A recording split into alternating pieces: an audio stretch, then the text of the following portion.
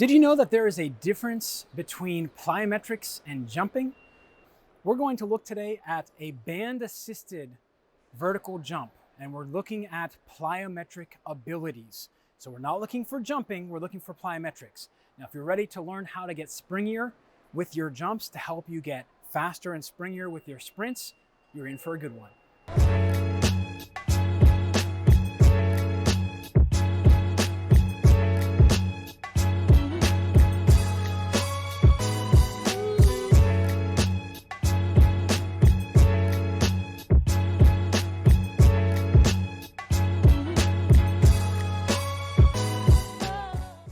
When it comes to jumping, a lot of cyclists and triathletes don't really understand or misunderstand the difference between a plyometric, which is fast and springy, versus a jump, which is a one-time event. It's explosive and a coordination of the body systems going into triple or quadruple extension. So essentially getting all of this going. Now, what we're going to look at today is a band-assisted vertical jump. And we're doing this specifically to build the tissues of the lower leg and the body to be able to handle the plyometric forces, the explosive forces, and to load with elastic energy. Now, if you go into social media and you Google or YouTube or go on Instagram, Facebook, whatever, you're going to find a ton of different variations of banded jumps.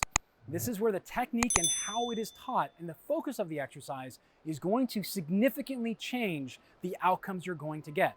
So what we're going to do here is going to help you build the tissue qualities you need over a couple of weeks in small exposures, allowing you to get the adaptation to see the springiness and speed on the bike. Now let's get into the exercise. You'll notice here, I have the band. You can't see it, it's just off frame, but it's anchored at the top of the pull-up bar here, right in the middle. The way we're going to do this in order to build tissue qualities is we are going to take the band with some spring in it. We want to have some assist here, and we're going to bring the hands down to our side and keep the elbows locked at roughly 90 degrees or a little bit less. So I'm a little bit less, probably around 70. Now from here, really important, we need good posture. Ear, shoulder, hip, knee, and ankle in alignment. Now from here, keeping the tension of the band, I'm going to come up. I'm going to do small, quick jumps, letting the band assist me to get off the ground. And then the last one I'm going to absorb by getting into the hips a little bit.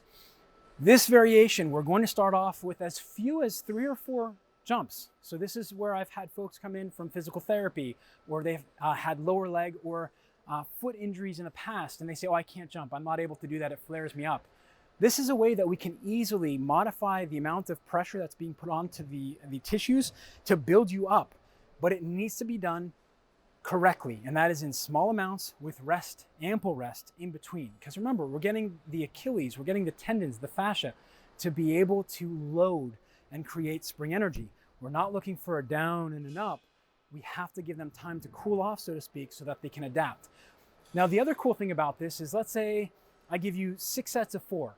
And at the 4th set, you say, you know, if I continue like this, I'm going to be slower off the ground.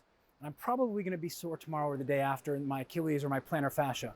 We can easily modify by adding another band.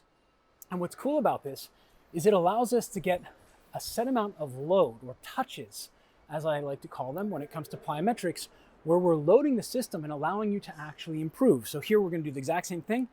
So starting tall, keeping the system, and I'm keeping my elbows nice and locked, and I'm trying to pull the toes up towards my shin, and then finishing. This is a fantastic way to allow you to build plyometric abilities if our beginner variation, which we talked about in another video, is too difficult for you, or you find that it's beating you up too much, or your technique isn't very good. The key with any exercise or any strength program, especially for cyclists, is we have to meet you where you are. And when we're talking about the lower leg, it is not talked about enough. The foot is not talked about enough. These are very important tissues because that's what's helping you drive the power from the hip down into the pedal. So if you found today's video to be useful, make sure you hit the subscribe button down below, give it a thumbs up, and leave a comment down below. Have you ever seen this variation? Have you done this in physical therapy or after? Let me know, and I'll be sure to follow up with you.